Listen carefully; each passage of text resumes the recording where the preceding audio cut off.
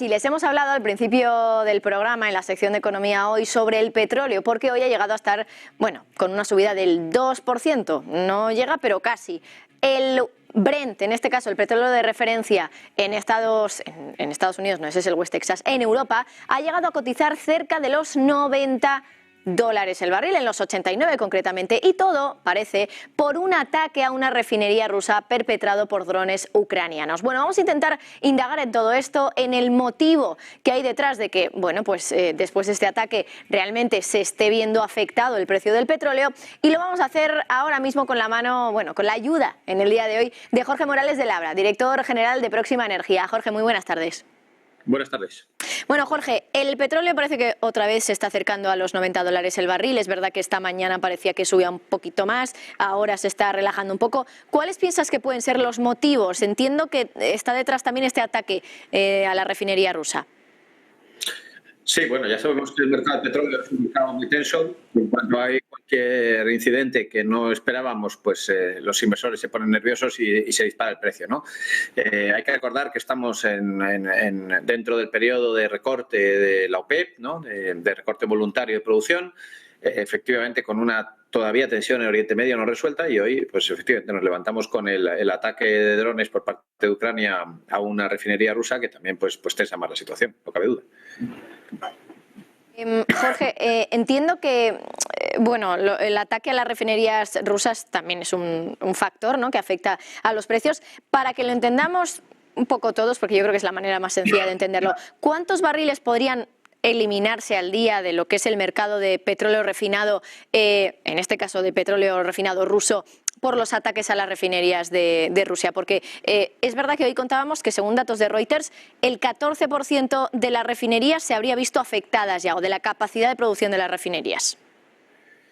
Sí, esta refinería en particular produce del orden de 400.000 barriles diarios, ¿no? O sea, es decir, una cifra muy respetable, es una refinería bastante grande, ¿no? Es verdad que esto, podríamos decir, no afecta o no debería afectar directamente al suministro de Europa, puesto que hay sanciones y en Europa no podemos comprar productos refinados rusos, pero al final el mercado del petróleo es un mercado internacional, ¿no? Y en cuanto hay un desequilibrio en algún sitio, pues se afecta a todo lo demás, ¿no? O sea, quiere decir que Rusia ahora está vendiendo refinados a otras partes del mundo, no en Europa, pero lo que ocurre es que si Rusia deja de vender esos refinados, pues esos otros países, China, por ejemplo, los va a comprar donde lo estamos comprando nosotros, ¿no?, entre otros a Estados Unidos, ¿no? Con lo cual, al final, lo que ocurre es que se encarece también el precio de los refinados nuestros, ¿no? En fin, es un mercado global y ya digo, el tema del petróleo es siempre así, ¿no? En cuanto hay cualquier cosa, hemos visto incidentes en el Mar Rojo hace apenas 2 meses, estamos, bueno, pues cada 2 por 3 con algún incidente que trastoca, digamos, el equilibrio del mercado y por tanto los precios. Bueno, precisamente por esto que acabas de explicar, Jorge, si los ataques continúan, ¿hasta dónde podría subir el precio del petróleo? ¿Hasta qué punto estos ataques pueden ser un factor importante a la hora de también mover los precios? Esto no lo sabe nadie. El petróleo, la bola de cristal, ¿no?, para saber hasta dónde va a evolucionar el precio del petróleo, pues no la tiene nadie, ¿no? De hecho, si la tuviera sería multimillonario, ¿no? Porque, como todos sabemos, los mercados de futuros de petróleo pues mueven muchísimos millones de euros todos los días, ¿no?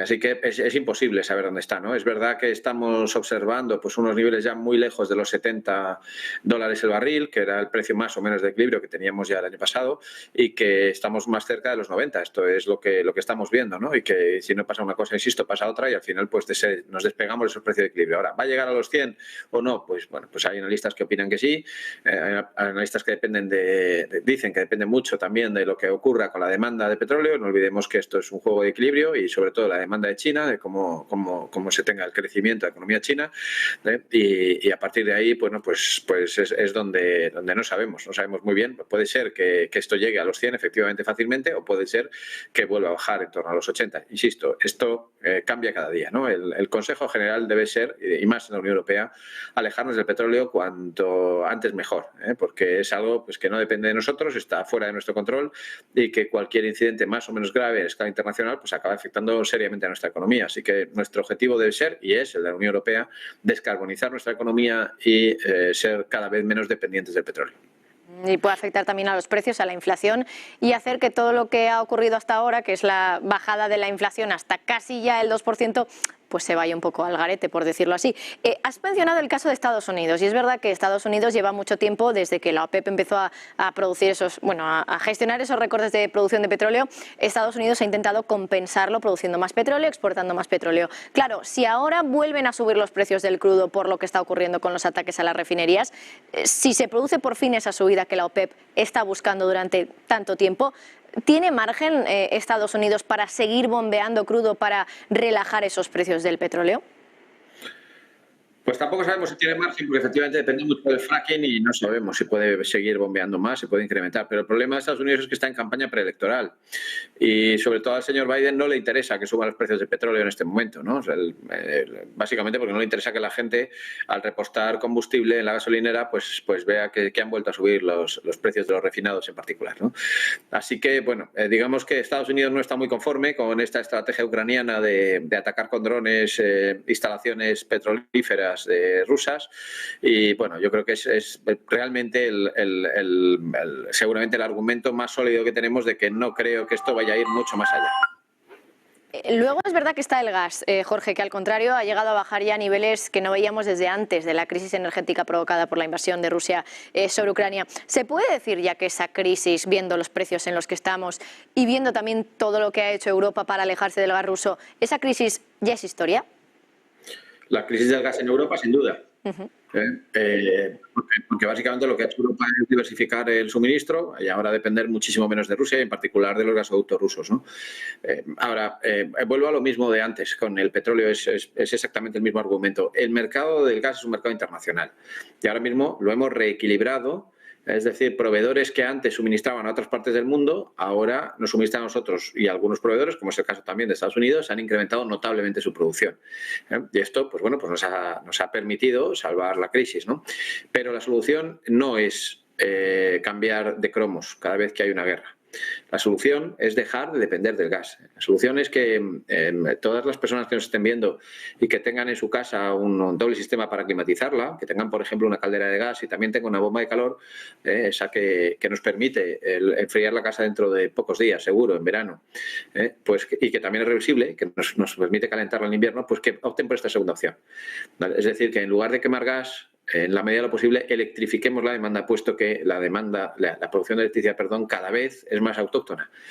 Y esta es la línea que yo creo que debemos continuar, ¿no? Efectivamente, podemos dar por cerrado la crisis de precios en Europa debido a la invasión de Ucrania por parte de Rusia, ¿vale? Pero lo que no podemos es dar por cerrada nuevas crisis que vayan a aparecer en el futuro. Y para evitarla, insisto, cualquier crisis que pueda aparecer en el futuro, lo que tenemos que hacer es prescindir del gas. Y no es tan difícil prescindir de ello. No se hace en 2 días, pero no es tan difícil hacerlo. Por cierto, hablando de gas, en estos primeros meses del año, Jorge, vuelven a subir los impuestos, por lo menos en España, de la luz y del gas. Ya nos venían avisando sobre todo en los bancos centrales, que una vez acabada la crisis energética ya era el momento de retirar las ayudas que se habían implementado hacia todo lo que tenía que ver con la luz y el gas. Es verdad que ahora parece que van a volver a subir el IVA al 21%, si no recuerdo mal, en el gas. El impuesto especial de la electricidad también va a subir un poquito. ¿Tiene sentido esa subida? Es algo que llevan pidiendo los bancos centrales, pero aquí en España, ahora mismo, con la situación que tenemos, ¿tiene sentido que vuelvan a subir los impuestos?